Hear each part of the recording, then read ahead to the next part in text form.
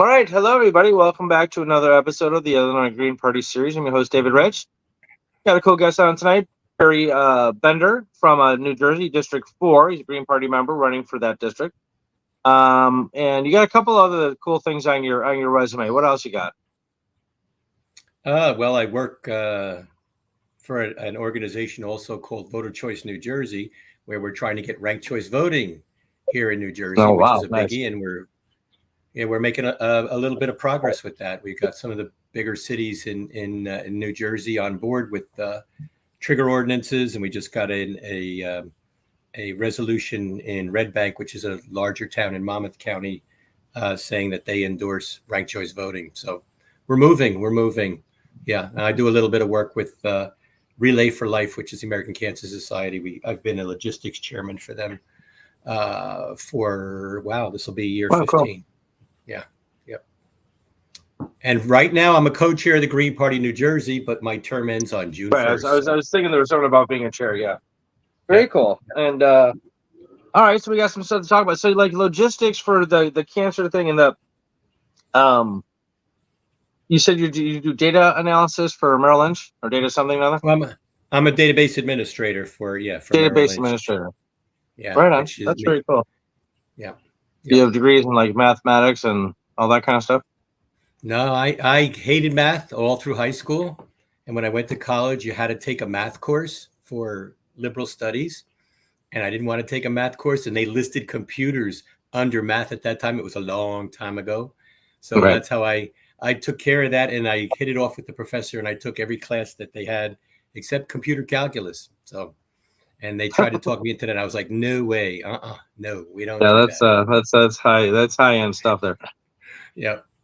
Excuse me. Very cool. All right. Well, let's whenever I have a Green Party member on this show, I'd like to ask them about like how they became a Green Party member, because it's a different sort of pathway than like becoming a Democrat or Republican, because usually you just become one because your family was that way. You don't really become a Democrat. You just kind of always work. Not everybody. Kind of boring. It's like picking your favorite sports team. You don't really pick it. You just kind of do what your dad did. So how did you become a Green Party member? All right. Well, for years, actually, I live in Ocean County, in New Jersey. Like you've seen the show Jersey Shore. No, but I know what you're talking about. Okay, that's that's where I live. And by the way, none of those people are from the Jersey Shore. Just to let you know that we're on. Oh, you mean reality TV actually fake? Oh, that's weird. Yeah. Go ahead. But where I live 1 mile from the oldest nuclear power plant in the United States, which they're in the process of decommissioning here in Ocean County. In this town, when I first got here, I got involved with the Democratic Party, and I was the Democratic chairman here from 2004 through 2013. And then I found out various goings on. Yeah, I found out various goings on that I really, really didn't care for. And first time I ran for office was as a Democrat in 2003 here in town. But after I found out about these goings on, I ran once as an independent. And then in 2016, actually, on election day 2016 in Newark, New Jersey, I filled out my form to register as a Green Party voter. And since then, I have not looked back or regretted or had any concerns about what has gone on. Yeah, there's really nothing scandalous about the Green Party. No, that's part of the beauty of it. Is I mean, not a lot of people want to think of like the Democratic Party as the good guys. So they're just as awful as the Republican. They're just better at hiding it.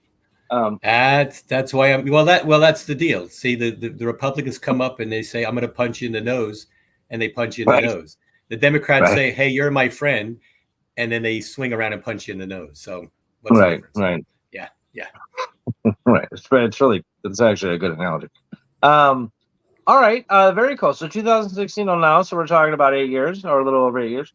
I also joined the Green Party right after an election. It was the 2000 election. I was like, okay. I was actually a member of the Libertarian Party. and I actually won the Illinois state primary for District 10 which was very cool. I didn't win the general Yeah. election, of course.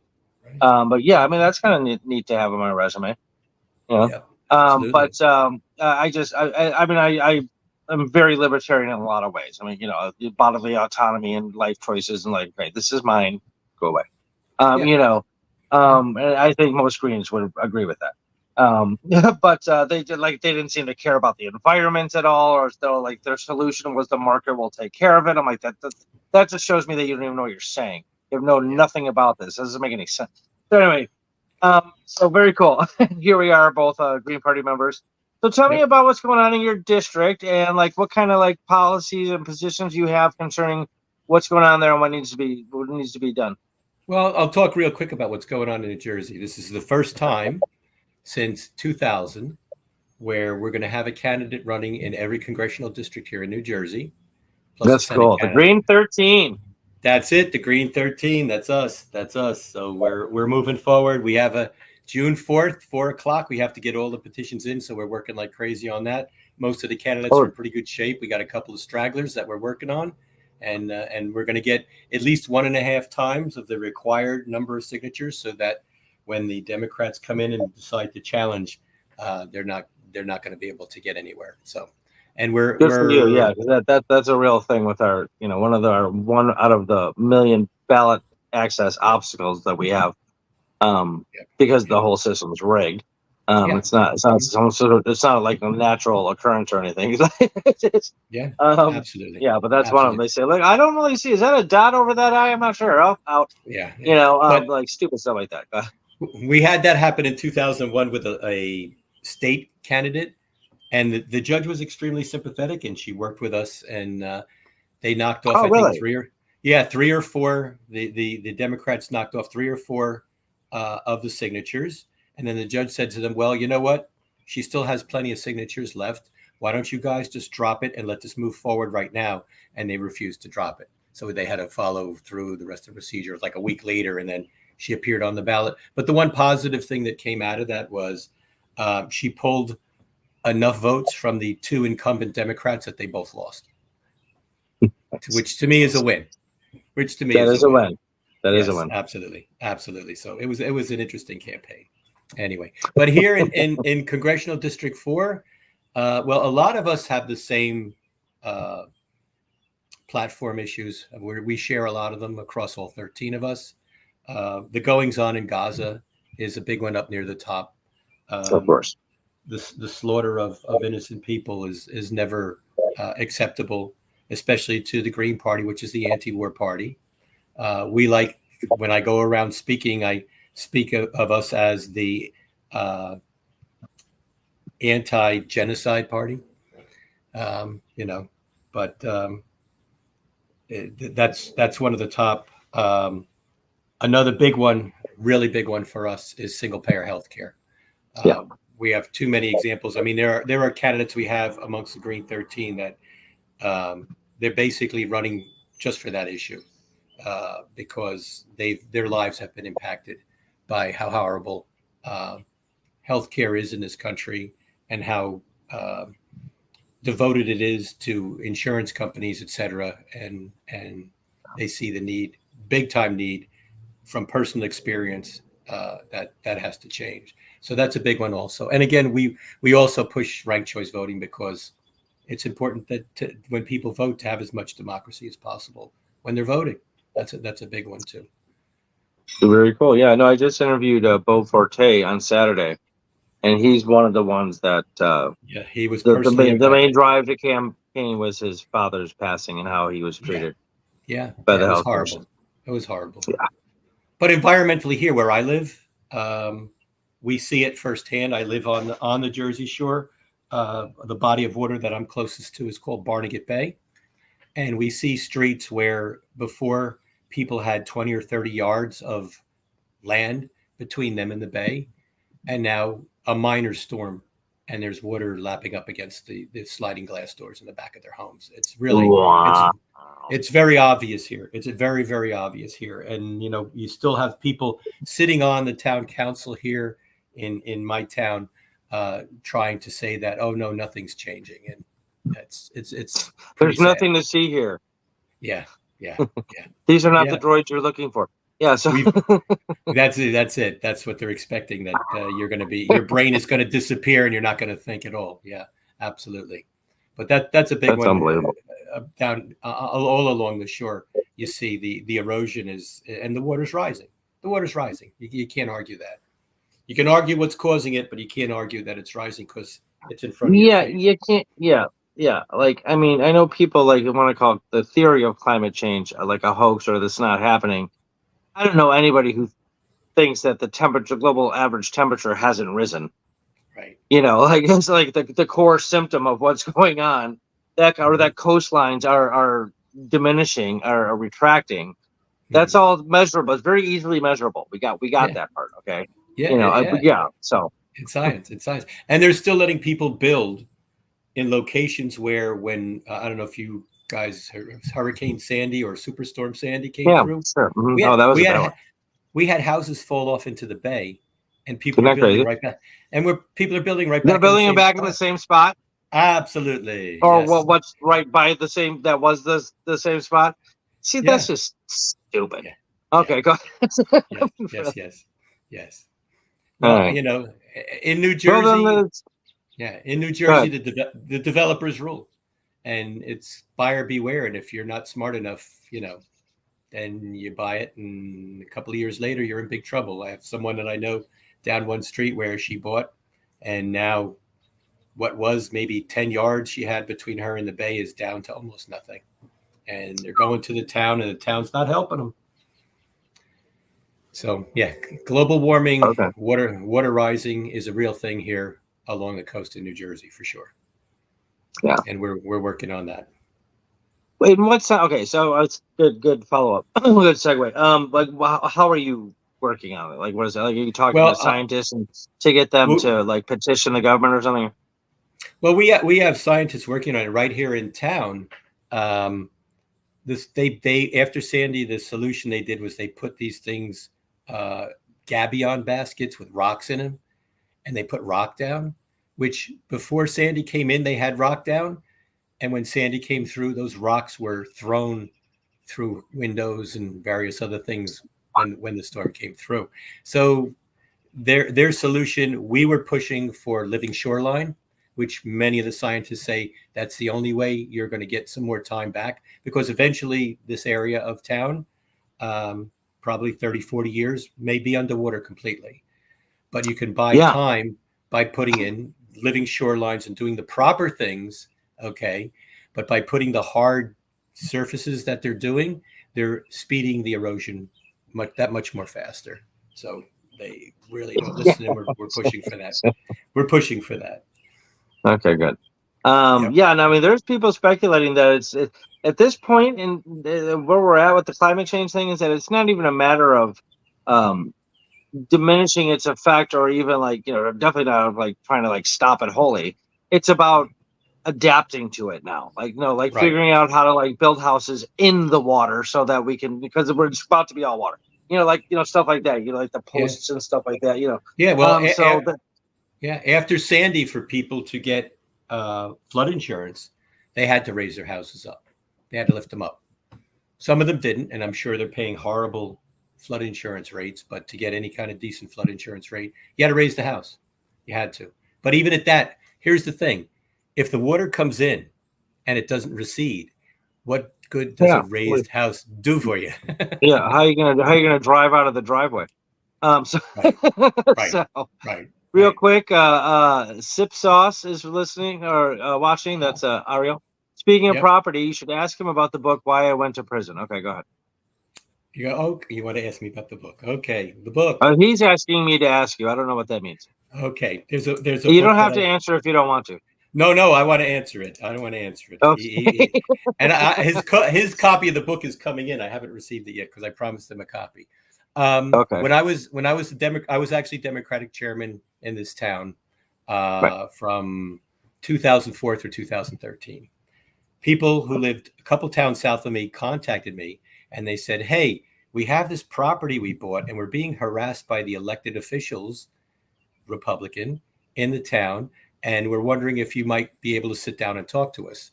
But they were trying to contact the person who was the Democratic chairman of the town south of me. Somehow they got my number. But as it turns out, yep, these people, she had worked in, they lived in 2 towns down from me, were originally from Staten Island. She worked in New York City for a developer. They moved down here. She was bored, was talking to people that she worked with, and they said, why don't you start your own development company, which they did. They bought a couple pieces of property, made a little bit of money on it, et cetera, et cetera, et cetera. And then they bought a piece of property in the next town down from me, Ware Town. And the elected officials there really had their eyes on that property. They came to her and they offered her pennies on the dollar. And she said, no, I'm not going to sell my property for that much. But they made it pretty much impossible for them to do anything. It was 4 acres that they wanted to divide into 4 1-acre spots. Made it impossible for them to do anything with it. Tried to sell it, nothing happening. Realtor came to them and said, hey, did you know that the mayor and various other elected officials are turning people away from your property? They said no. They contacted an attorney in New York City, who in turn hired a private detective who was wired. And he went and acted as a buyer and recorded the mayor, various other officials in the town talking about how they were extorting money from them. They didn't want them to have the land, et cetera, et cetera, et cetera. Went to the federal prosecutor's office with that and the FBI. And an investigation was started, and it was going very, very well. And then all of a sudden, everyone they were talking to disappeared. They finally got a call back from actually it was the FBI office. And he said, yeah, all those people you were working with, they were moved to other offices. And the federal prosecutor is taking over this case, so we're dropping your case. Well, the federal prosecutor at that time was one Chris Christie. Familiar with the name? Yeah. It so happens that his father at that time was the Republican chairman in the town where this property was. So he stopped the investigation. They set up the mayor of the town, who actually spoke too much. I actually have those recordings. I carry them with me, of him talking about how they were extorting money, et cetera, et cetera. And he was set up by Christie. The day that he was sentenced to jail, there was a knock on my friend's door, and she had to declare bankruptcy because they couldn't do anything with the property. So her company, she declared bankruptcy. They accused her of bankruptcy fraud, saying that the property that she was saying she went bankrupt on, when she declared bankruptcy, she declared it at a lower value than when she got the mortgage, which at that time, actually property values were down. But she hired an attorney who talked her into pleading guilty and told her she'd get 6 months wearing a bracelet. So she agreed to that. At sentencing, the judge threw out that agreement and sentenced her to 2 years in federal prison, where she spent the full 2 years. Yeah, because she stepped on the toes of the powers down here in Ocean County, New Jersey. And that's what the book is about. There's a lot of details in the book. I helped them work on the book. But I saw it happen. She's the primary author, though. Yeah. It's Why I Went to Prison, Living in a Chris Christie, New Jersey, by Marjorie Parise. That's the name of the book. That's crazy. Yeah. I tell people, because I know people who live like one county north of us, and they're talking about real estate in Ocean County. And I just tell them, you better be really careful, because if you do the wrong thing, you can end up in a lot of trouble. It's very crazy. It's very crazy. Isn't that supposed to only happen in, like, Soviet, Stalinist Russia and China and North Korea? Obviously, I'm being facetious here. Well, somebody's got to tell me what the difference is when it happens here like that. So I'm sorry, it probably happens all the time. Chris Christie's such a pig. All right, obesity. He's just a disgust. All right, I'm very sorry to hear that. And if you would, before I forget, would you reach out to her and give her my contact information? Because I would love to have her on the show and talk about that if she's up for it. Sure. Yeah, they actually had to leave the state. Even after she got out of prison, they were still harassing them. So they moved down to Savannah, Georgia. I helped them move. So yeah. The irony of feeling more safe in Georgia. That's unexpected. Okay, well, that's cool. No, I mean, Georgia's a beautiful state. I actually spent a month in a tent at a Renaissance fair in Georgia. Huh. People, it's a gorgeous state. Don't get me wrong, but I wonder about the political culture. But anyway. Yes. Yes. Wow, yeah. So if you could reach out to her, that'd be great. Okay, so back to your district and what's going on. We got like the big things. What about like economic stuff? Minimum wage, rent, mortgages, Yeah. stuff like that. Well, I think most people in the Green Party feel, and this is how I feel, that there are certain things that are life necessities: a roof over your head, food on the table, and proper health care. Mm. And I think those are the things that government should be working on. That everyone has. Single payer health care goes a long way to that. I talk about single. I mean, with the people here in my town, it's difficult to have that discussion. But to me, they talk about it constantly. Like New Jersey has the highest property taxes in the country, without a doubt. We have the Oh, highest I'm property sure. taxes that there are. Yeah, Yeah, I and think both part said the the same thing. yeah, and the excuse is that, well, we have to pay more money, to provide health care for our employees. Well, here's the deal: if you go with single payer health care, your towns no longer have to supply health care to their employees. So property taxes Right. could be That's cut. more Property taxes could that. probably be cut in half. Okay. Right. Small businesses no longer have to provide health care for their employees, so they can hire a bunch more people instead of paying for health care. I mean, Right. it's a common sense thing, and I guess the insurance lobby is so strong that there's no way, unless you elect Greens, that you're going to break that lobby. That's how I look at it. Yeah. I'm certain of that more and more every day. Like of like just like hearing about like what's going on in the duopoly and like just like Yeah. how like let's just say at the presidential level, like it's astonishing to me that you don't realize that Jill Stein is like simply the best candidate. Like morally, intellectually, like politically, just like this is insane. I just had my friend who's a Democrat voting right, which means vote for Biden. I'm like, I'm not voting for somebody who enables genocide. I'm not doing it. And Right. then, of course, Right. his go-to response is, "This is the lesser of two evils." Crap. Um, well, you Yeah, but think people Trump would be any better? He wants to bomb all of them. I'm like, no, and I'm not voting yeah, for him either. yeah. So People dying is not acceptable. Like small children and it's women having bombs insanity. dropped on their heads while they're waiting to get food is it's not It's acceptable. insanity. Sorry. And Mr. Mike Yeah. Johnson, Mr. Christian man, he's like, oh, Yeah. whatever. Anyways, Yeah. Well, I got a um, couple. I got a couple more New Jersey scary yeah, stories if you want them. okay, cool, Okay. yeah, absolutely. I I mean, I live 1 mile from Oyster Creek Nuclear Generating Station, which is in the process of being decommissioned. It's the oldest nuclear okay. power plant in the country.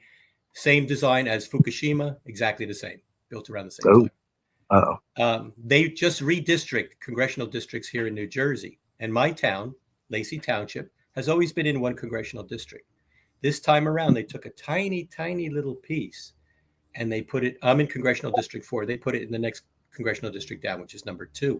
And I'm saying, well, why did they do that? The only thing, there's one small part of Lacey. Sitting in the middle of that is Oyster Creek Nuclear Generating Station. Now, here's where it gets scary. The person I'm running okay. against is Chris Smith. He's been in Congress for 44 years. He owes nothing to the political boss, okay, whose name is George Norcross, that runs the state. The guy south of us used to be a Democrat, switched to Republican, and has sworn his allegiance to Donald Trump, but he still reports to the Democratic boss, George Norcross. Guess what? On the board Uh-oh. of the company that's doing the Oh, decommissioning, George Norcross sits on that board. So he's got his boy no way. with jurisdiction over the power plant. Oh yeah. Oh yeah. Yeah, yeah, yeah, Oh yeah. yeah. Yeah. That's New that's Jersey. very disconcerting. Yeah. We have conversations with various people about which state is the worst, but my vote will always be New Jersey is the most corrupt state in the union, and whoever comes in second is maybe, can see us from a ways back. That's my opinion. They're eating your dust, but there's second place. I think I think I've heard of that reputation in New Jersey is that politically it's pretty messed up.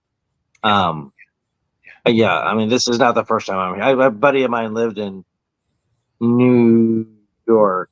He lived in You're right next to New York City, right? Yeah. Mm-hmm. Well, the Yeah, northern I part of think the he state lived is in right New. across. I think yeah, I think he lived in New Jersey. Oh, yeah, because he lived in next to what's the baseball thing, the Elysian Fields, right? Okay. Does that make sense? What's the name of it? The baseball fields. Frank Sinatra. Oh, in Hoboken. Hoboken, Hoboken? thank you. There you go. Hoboken. Hoboken. Yeah, Yeah, yeah, yeah. Hoboken. And I Yeah. remember visiting him there, and he and his girlfriend at the time gave me the rundown of just how like everything was so corrupt and everything. It was just awful. Yeah. So, yeah, that was a It's long pretty way of much saying true. like, yes, I've heard this before. Yes. Yeah. Yes. So, okay, well, at least we got Green Party, but the Green 13. Tell me more about that. I mean, I asked John Serrano about it. We talked about it a bit.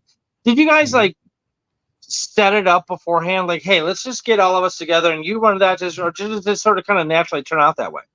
No, here's the full story. 2 years ago, we didn't run anyone for Congress at all. And one of the co-founders of the Green Party of New Jersey sent a very nasty email that said, "To mean to tell me," because we have over 10,000 registered Greens in the state. And he sent an email that said, "You mean to How tell many? me with over 10,000? That's 10,000. astonishing.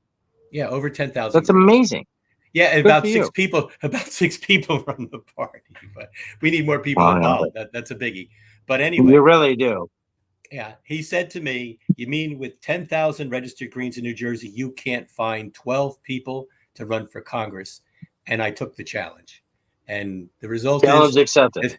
as long as we can get a couple people more, up to 150 signatures, we will have the Green 13. We need 100 in New Jersey. It's very easy. 100 signatures to Yeah, run for that's not Congress. much at all. No, no, but we got a couple I people. We would got to I would bump them need up. 1,200 here. Yeah. Oh, yeah. Yeah. Yeah. Well, look at Jill in New York. Jill in New York, 45,000 signatures. That's Oh wait, is obscene. that right? Yes. Yes. Yeah, I didn't. No, actually, no. I'm 45,000. I'm rethinking my number. I think I need 12,000 here. I'm rethinking Yeah. my You number. guys, you guys have big numbers too. You guys have big Yeah, numbers. Yeah. Tennessee is for any office, it's like 50,000, even if there aren't 50,000 people in the area. Like it's crazy.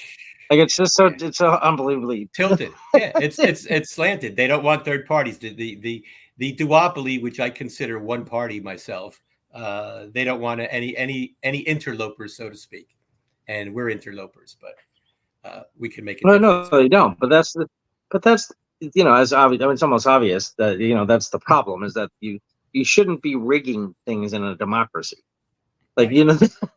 party Yeah. suppression is voter suppression, blatantly. Absolutely. Period. I mean, like, Absolutely. why would that's not? It's not okay that they're doing this.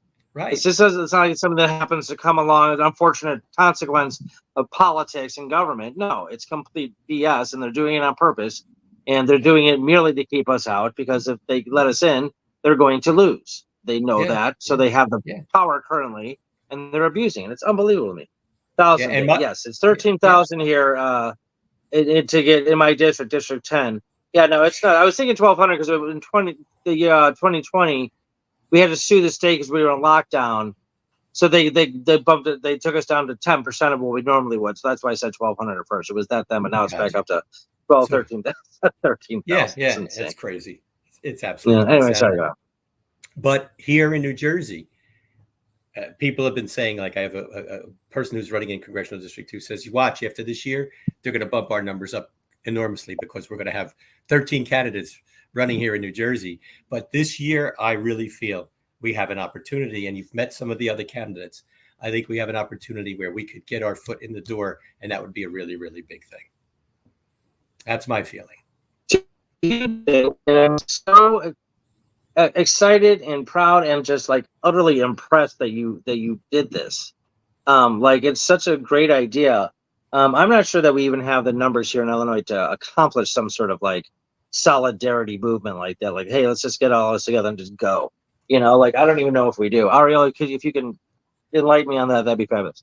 Well, New Uh, Jersey's a small state. It's not. True. I It's a mean, very yeah, small you have state. So sure. yeah, You yeah, have yeah. 10,000. Ariel, do you know how many? I love Ariel. He's like my co-host here. Do you know how many members in Illinois we have? I don't even know. I don't know what it is. I don't think it's 10,000. Maybe it is. Um, okay, so yeah, very cool. So you kicked it off. You got the people. Who did you know to reach out to? John Serrano, Bo Forte, Lily He Benavides. Like, how did you know these people? Lily, I knew before. There were a few people who are part of the core of the Mm-hmm. Green Party, but we basically just put feelers out there, and Boy, Oh, okay. you talk about fishing and catching a winner. I mean, all of these people that we have running are absolute. They're excellent candidates. We get them on the ballot. They get out there and their voices get heard. Things could happen. Yeah, Things could happen. Absolutely. absolutely, absolutely, absolutely. And it's exciting too. Subjectively or personally, it's very exciting to be involved in something like this, and it really testifies to your character and builds character. So no, that's very cool. Thank You're you. gonna learn and grow and evolve through this process as a person, which I think is like really interesting. So yeah, very cool. Okay. But I don't think we have a way to find out who is it because we don't register our party. Because we don't register. Okay, I'm not sure what that means. Um, okay, so what other things are going on in your district that you need to? Anything like homeless problems, police Oh, problems, anything like that? police problems Okay.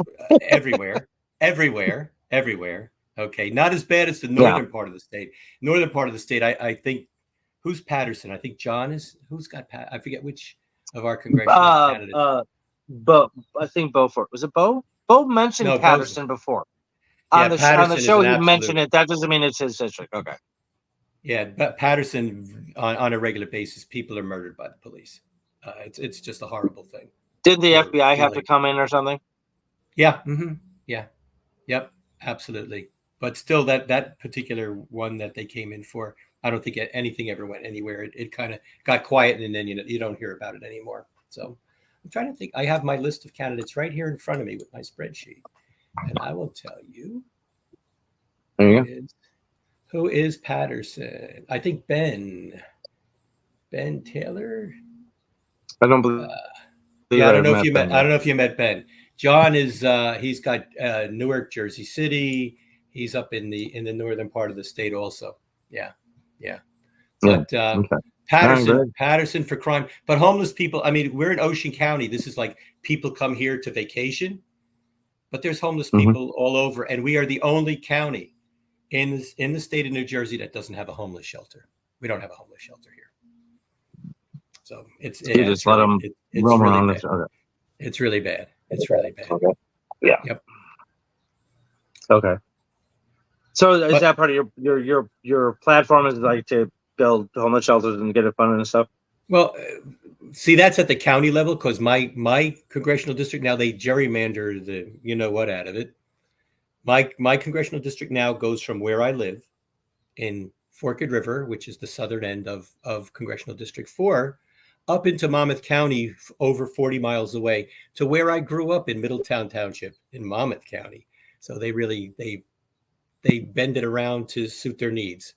They took our old district where it used to run west instead of north, and they pulled part of that away from us because it was a safe district for the Democratic candidate who now is running for Senate. So that's the games that they play. That's the games that they play. Right. Yeah. Okay. That's Yeah. interesting. Wow. Yeah. That's crazy. Okay. Yeah. How's your campaign going? Because the signatures about the Green Party.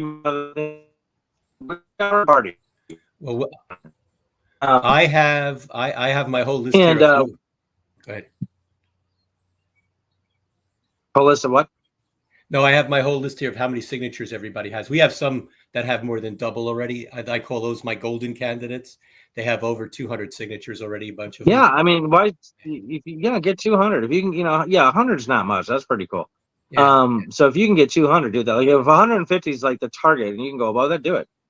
Yeah. Yeah. If the Vote. reason, so the Democratic lawyers that like oh, 200. Wow, you only needed 150, and you got 200. We better start being afraid of these guys. Well, it keeps them away from Yeah. challenging. Like Bo has over 200 already. We have a couple, 3, 4 people that have over 200 already. So That's nice. I've been assisting people in getting their signatures. I'm okay. I have like another 30 to get, and I'll be at what I consider a safe point. We have a bunch of people that are in that area, another 20, 30. We have till 4:00 on June 4th to get our petitions in.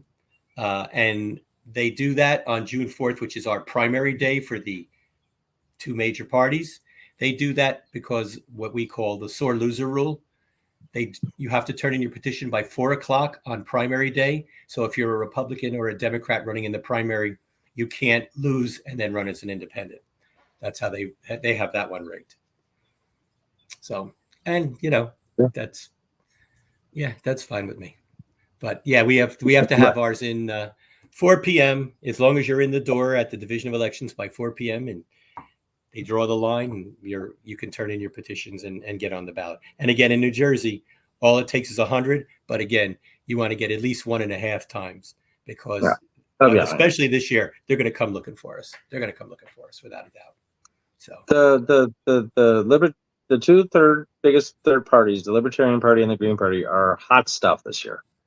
We are all over the place. From I know the Libertarian Party just nominated their presidential candidate, Chase Oliver. And I don't know much about him, but I need to do some research. I had Spike Cohen on the show before. I don't know if you know that name. He was 2020. He was the 2020 Libertarian vice presidential candidate. Oh, okay. And Spike's an amazing human being, and he's just a pit bull. And he goes around the country. He started an organization called You Are the Power, and he goes around the country and just gets all of the faces of like local boards and stuff like that over like I was thinking of him when we were talking about the homeless thing and how he didn't have a homeless shelter. There was a town that was going to like fine a church for homing homeless people, and he just like flew down there and got all up in their face, and it was cool. Yeah, it was really cool. Yeah. Anyway, so but anyway, no, I'm saying like both parties are they're getting to be more and more high profile for sure. Jill Stein is doing a great job. Yeah, and I think this year could be the year. This year could be the year because if you see everything that's going on around the world, the parties are showing themselves to be too much alike, and people want another choice, and we're giving them the choice. We're giving them the choice. We are giving them choice, and it's just so. There's been studies and polls taken. It's like 50% of the eligible voters in this country are not happy with the duopoly, do not want to identify with them, or at least don't identify, but like they feel they have to vote for one of those two because the statistical, the lack of probability of a third party candidate winning. But the problem with that is, and I said this 1,000 times on the show, is that each one of those people is not voting for a third party candidate, though they prefer to, because they're afraid of that not enough other people are going to do it as well for their vote to count. However, each one of those other people are not doing it for the same exact reason. Right. You're all just talking yourselves out of it. Like I was thinking about like doing some sort of like, pledge drive. Like, look, let's just all pledge. If you know enough other people are going to do it, you'll do it. So let's just get out there, like get the people in there and say, like, I'm going to vote third party. I'm not going to ask you which one. I'm not going to ask you which candidate. Just pledge to vote third party. All right, I'm doing it right now. Pledge to vote third party. Yep. All right. Well, everybody here is probably in the Green Party anyway. But there's an answer. There's an answer to all of this. It's called ranked choice voting. Ranked choice voting. Yes. Yes. And that's picking up some steam a little more than even third parties are because, well, you have different places implementing it. Maine style of voting. Alaska. Mm-hmm. What's her face? Sarah Palin lost, and she blamed it on ranked choice voting, and not because she just sucks as a candidate. But go ahead. Sorry. Yeah. No, like I said, in New Jersey, we've got Hoboken, which is one of our larger cities with a trigger ordinance. Trigger ordinance says as soon as the state makes it eligible to use ranked choice voting, and we're starting out just at the municipal and Board of Education levels. As soon as the bills pass that allow municipalities and boards of eds to use ranked choice voting, they're putting a ballot question on their ballot and asking people if they'd like to use ranked choice voting. We have Hoboken, we have Jersey City, we got a referendum in Red Bank, which is in Monmouth County. We're going to push them for a trigger ordinance. The more trigger ordinances we get, the more pressure there is on the people in our state capital in Trenton to pass these two bills, and that's the way we're working it right now. And we're making headway. We're making headway. Yeah. To me, that's really ranked choice voting comes in. We're going to be right in there with the two. That would change everything. Yeah. Easily. Yep. Yep. Yeah. So you'd see a lot of first round green wins, is what I'm thinking. I agree, 100%. Yeah. Ariel's also saying transportation is also really bad where he Oh is. God. So what's like All public right. transportation or like the Yes. roadways or both or like Yes. okay. Yes. Yes. If you live in Ocean County, he's almost like my campaign chair here. This guy. Anyway. He knows everybody and he knows everything. He's unbelievable. Yeah. Absolutely. Absolutely. In Ocean County, if you're a senior and the doctor takes away your license, unless you have good friends, there is no transportation at all. You would starve. You would starve. There's no transportation to get anywhere. You have to drive. I live in Forked River. You have to drive 15 to 20 minutes to get to a bus station in Toms River, which is the biggest town in Ocean County, to get anywhere. And it's Wow. Northern Jersey is a little better, but still the emphasis on mass transportation is just totally neglected in the state. And we're the most densely populated state in the country. It's really bad. It's really bad. Don't underestimate the staggering power of the Garden State. There you go. Right? And it's that's from a movie. So yeah, that's interesting. So not enough public transportation and like what about like Lyft and Uber and that kind of like is that easing any burden at all or no? For a senior, I on fixed income to use Lyft and Uber is kind of difficult. Yeah, no, that'd be tough. And they're better than taxis for sure. But yeah, that's tough. Yeah. Yep. Out here we have Pace Transportation. I actually had Linda Soto on my show, a different show before. They have this amazing. I mean, she's amazing. They're doing amazing stuff here. Maybe I'll send you some links to so you can maybe get some ideas from her or something because like what they're doing is unbelievable. And there's this one thing. It's like a shuttle bus, and it's like a taxi, or like but try pick you up. Even if they only have one person, they'll pick you up and take you to wherever you want to be within a certain radius, right? Wow. And it's like $2. Yeah. And it's just it's unbelievable, like how wonderful it is. So it's like well, I'm never worried about it. They have things along those lines, but you have to reserve it like 2 weeks ahead of time, which who knows what you're going to do. Right, exactly. I don't know that I'm going to need to go get some milk from the store. So yeah.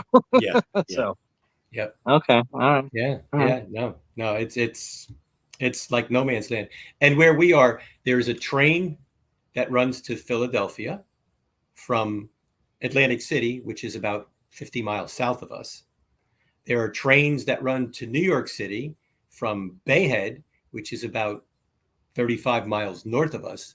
And we're in no man's land where we are right here. It's really, you really, unless you drive, you can't get anywhere. You really can't. Yeah. Yep. That's it. Okay. Yeah, that's tough. No real like kind of cityscapes or anything like that where like people can not own cars. I mean, up north. Yeah. In the northern part of the state, it's completely different between the north and the south. The northern part of the state is, highly developed, highly congested, and there's transportation there. There's buses, etc.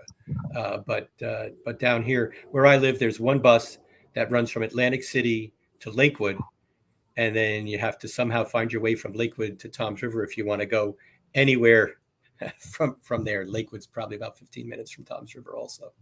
So yeah, there's nothing. There's nothing. Yeah, that's too bad.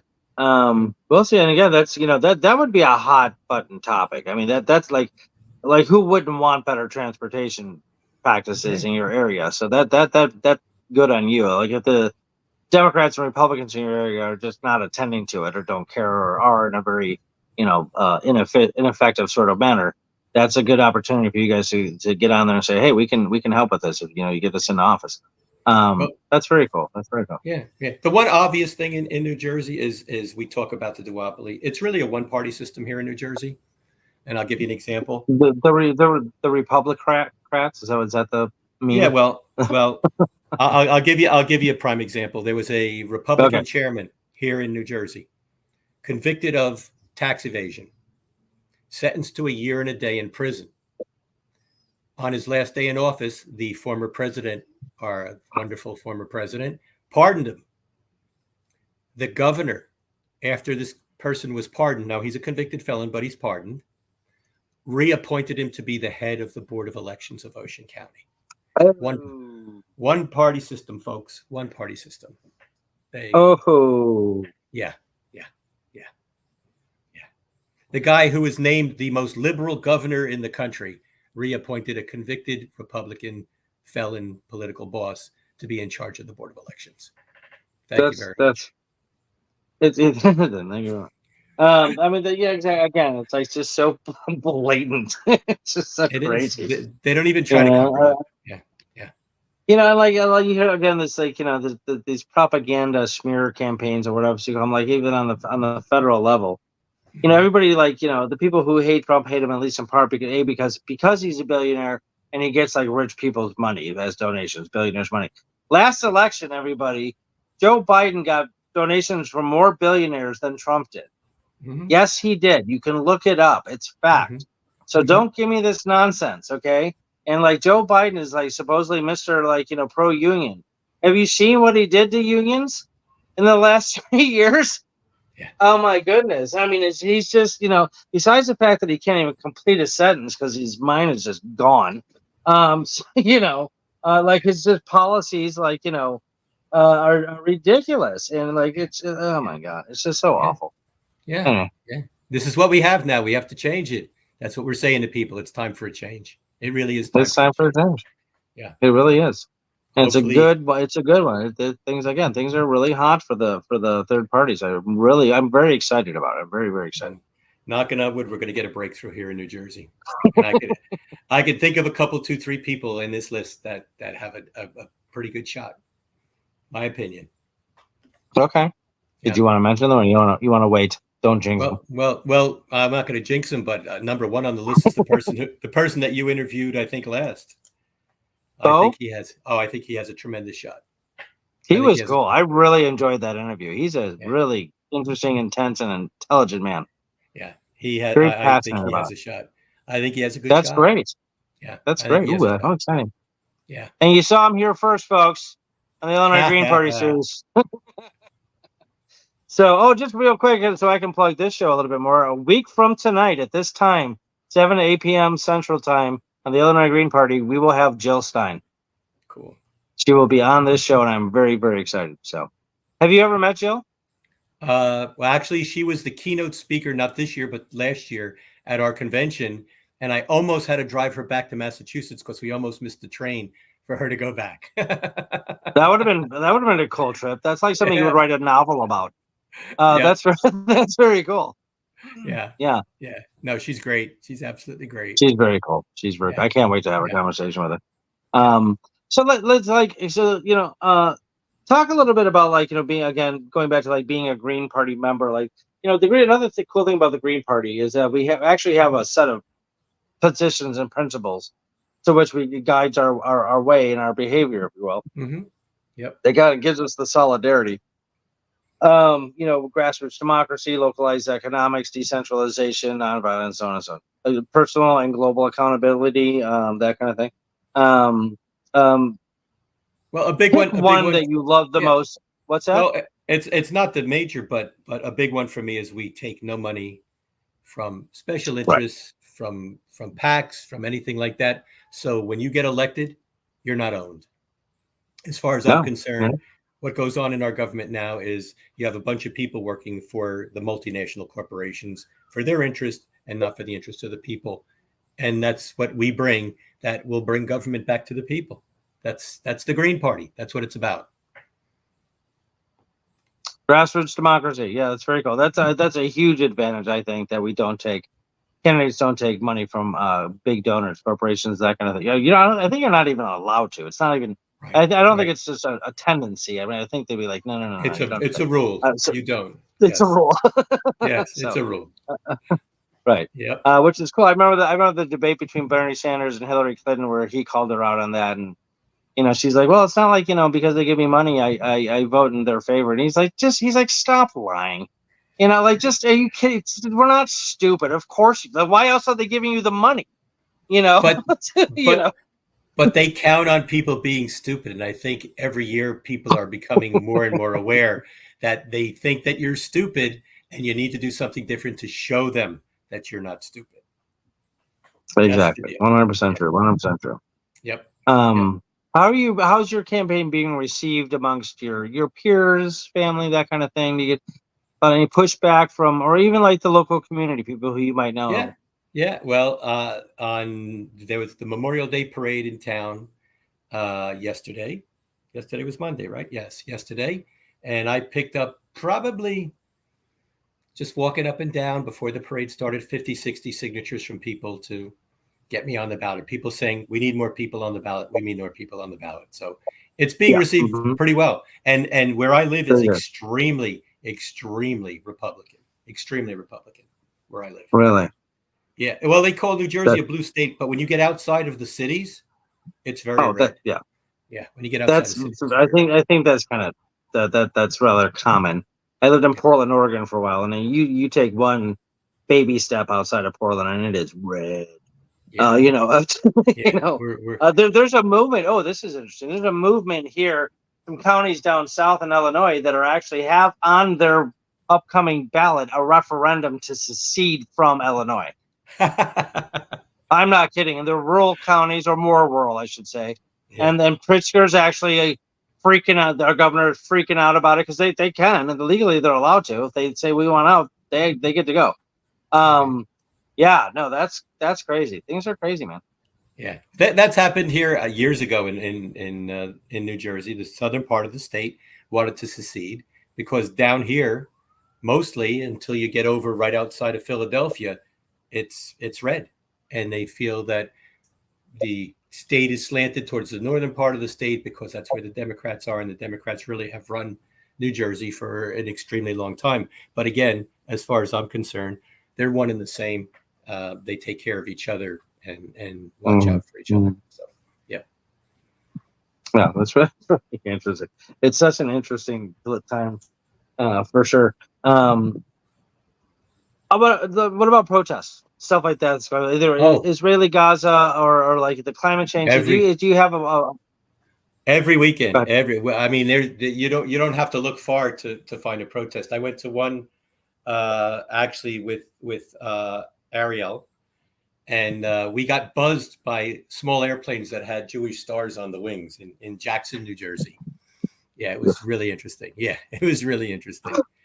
Yeah, yep. Okay. But no, every weekend there's protests every single weekend. Well, they shut down the camps in most of the colleges. There was one in Princeton, Rutgers. They went after Rutgers. I mean, all the schools they're shutting them down. So like, again, they're not only are they supporting a genocide, but they're eliminating free speech in our country, which they're both doing that. That's not one party doing that. They're both doing that. No, they're both doing it. Yeah, no, it's nuts.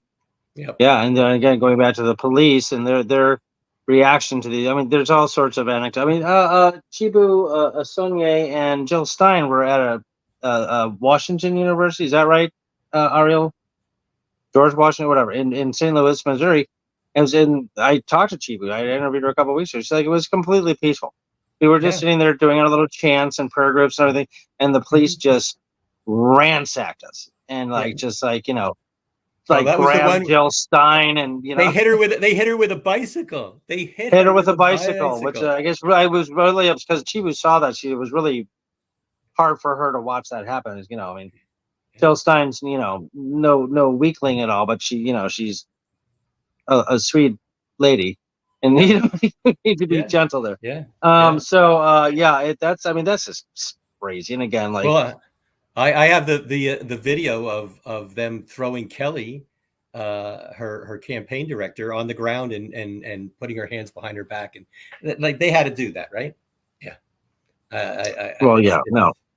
Yeah. Oh, I could talk about cops for a long time. I do research on American policing just about every day for over 4 years. I got lots of data.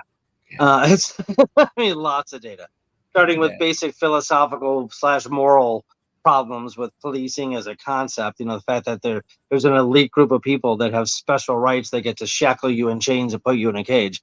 Yeah, we can start with that problem, and then go from like the more exact, precise examples and like excessive force. Did you see that thing about the guys that arrested that lady who was kind of driving the wrong way in a school zone, and they pulled her out of her car and put her face in an anthill? Did you hear about Yeah. that? Yeah. Mm-hmm.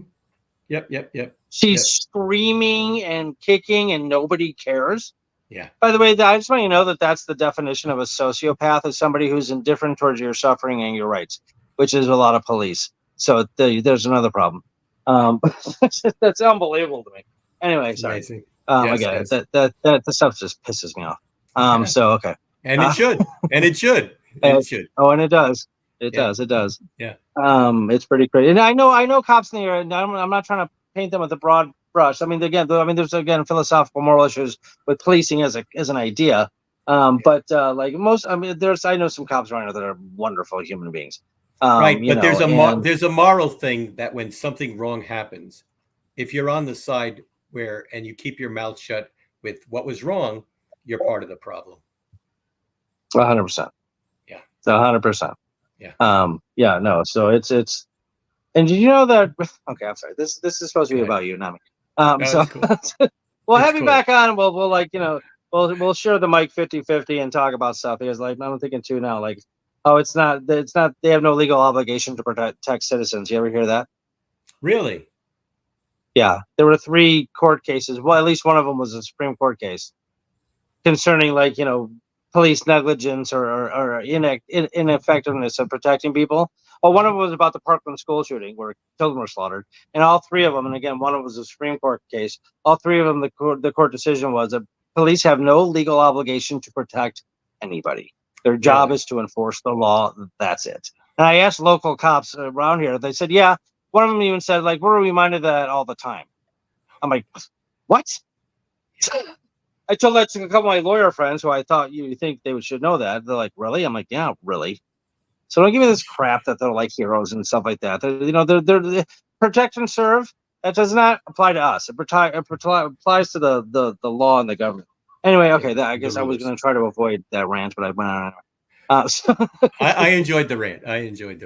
Thank you. I appreciate that. Yeah, no, yes, it's crazy. Because it's true stuff. It's true stuff. It is true stuff, and just their arrogance and like you have to comply to everything. First of all, you need to change those words "have to" something else. I certainly don't have to.